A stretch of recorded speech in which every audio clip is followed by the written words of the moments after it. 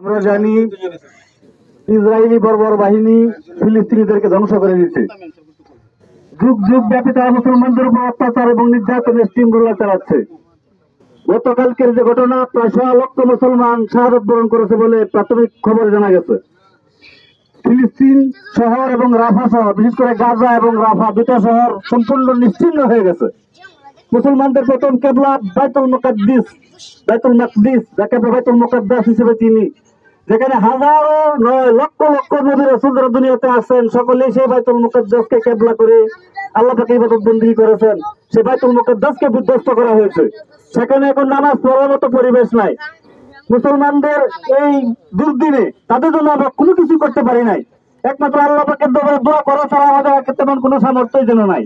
কিন্তু অত্যন্ত আশ্চর্যের বিষয়, দুঃখের বিষয়, হতাশার বিষয়, মুসলিম বিশ্বের বড় বড় তারা সকলে নিশ্চুপ, নীরব। তারা যেন আমেরিকাকে ভয় পায়, ব্রিটেনকে ভয় পায়, ইসরায়েলকে ভয় পায়। মাত্র এই 1.5 কোটি ইহুদি সারা বিশ্ব নিয়ন্ত্রণ করছে। 180 কোটি মুসলমান আজকে নীরব দর্শকের ভূমিকায় রয়েছে। এই হতাশাজনক পরিস্থিতি থেকে আমরা মুক্তি চাই। ফিলিস্তিনি ভাইদেরকে আল্লাহ পাক যেন হেফাজত করেন। যে ধ্বংসস্তূপের মধ্যে দিয়ে তারা দিন রাত অতিবাহিত করছে, তাদের আজকে খাবার নাই, তাদের আজকে ঘুম নাই, কাপড় নাই, ইবাদত বন্দেগী করার পরিবেশ নাই। এমন পরিস্থিতিতে সারা বিশ্বের মুসলিম নেতৃবৃন্দের প্রতি উদাত্ত আহ্বান জানাবো, চোখে আঙ্গুল দিয়ে তাদেরকে বুঝিয়ে দিতে চাই, তারা যদি নীরব দর্শকের ভূমিকা পালন করে আল্লাহ পাকের দ্বারা তাদেরকে জবাবদিহি করতে হবে।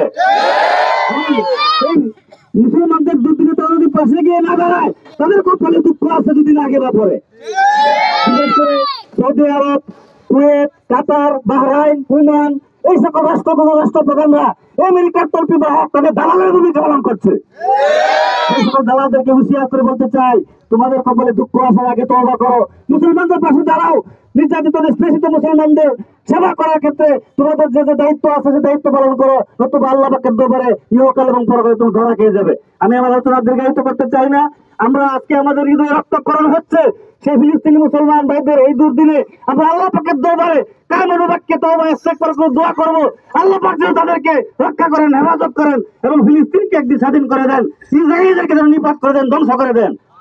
আজকের এই দিনে প্রয়োজন ছিল হিটলারের, যে একাই নাকি লক্ষ লক্ষ ইহুদিকে হত্যা করেছিল এবং শেষে আফসোস করে বলেছিল, যদি আরেকটা হিটলার থাকতো তাহলে বাকি একজন ইহুদিও বিশ্ব মানচিত্রে থাকতো না।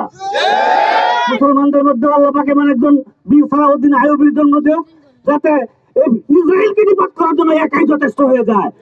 ইসরায়েল নামক এমন একটা রাষ্ট্র বিশ্ব মানচিত্রে থাকুক, তা আমরা মুসলমানরা চাই না। আমরা দুদিন আগে বা পরে সেই ইসরায়েলকে বিশ্ব মানচিত্র থেকে মুছে দিতে চাই। সেই জিহাদি জজবা নিয়ে আল্লাহ পাকের দোয়া করি, আল্লাহ পাক আমাদের মুসলমান ভাইদেরকে হেফাজত করো এবং তাদেরকে আজাদ হওয়ার, মুক্ত হওয়ার, স্বাধীন হওয়ার তৌফিক দান করো। সকলে আমিন। ওয়া আখিরু দাওয়ানা আলহামদুলিল্লাহি রাব্বিল আলামিন। আলহামদুলিল্লাহ।